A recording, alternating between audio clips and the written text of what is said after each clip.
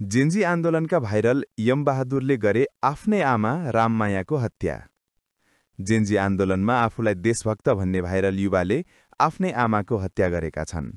Gen Z आन्दोलनमा प्रहरीसँग विवाद गरेका ती भाइरल युवा आफूलाई जन्म दिने आमाको विभत्स हत्या गरेको अभियोगमा पक्राउ परेका हुन्।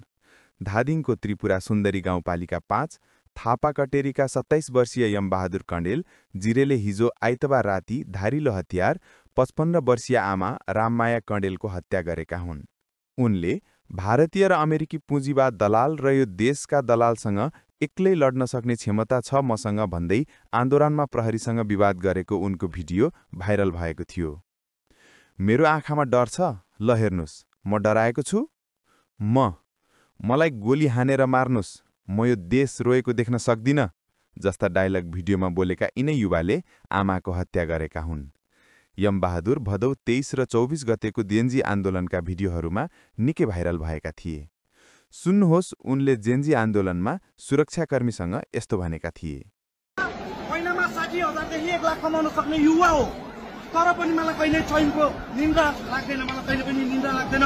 मेरो साथीभाइहरू कतिलाई थाहा छन् मैले त्यसको लागि कति सहन्छु, कति हुन्छ नि सोच्छु। सर मेरो आँखामा डर छ, जान्न सर, मैले बोलिरहेको छु, म जान्न होइन, ठोक्नुहोस् न, गोली ठोक्नुहोस्, मैले भनिरहेको छु त। मेरो आँखामा डर छ सर, 1 इन्च डर छ मेरो आँखामा, डर छ सर, डर छ।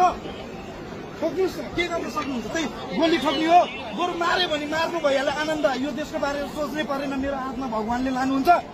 जिन्दो भयो भने त मलाई जहिले पनि हुन्छ नि, तपाईँहरूको आत्माले सताएर, देशको चिन्ताले सताएर म सुत्नै सक्दिनँ। मर्या भन्दा नि बढीको जिन्दगी छ मेरो, म सुत्न सक्दिनँ कहिले चैनले।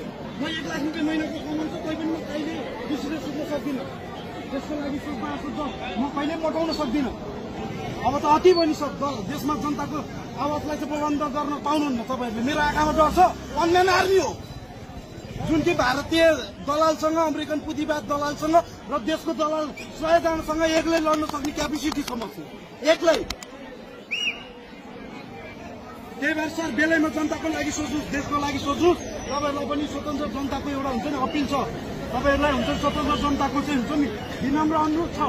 तपाईँहरू आफ्नो देशको लागि सोच्नुहोस्, आफ्नो आमाको लागि सोच्नुहोस्, आफ्नो राजाको लागि सोच्नुहोस्, आफ्नो दाजुभाइको लागि सोच्नुहोस्, आफ्नो हुन्छ नि आमा बुवाको लागि सोच्नुहोस्।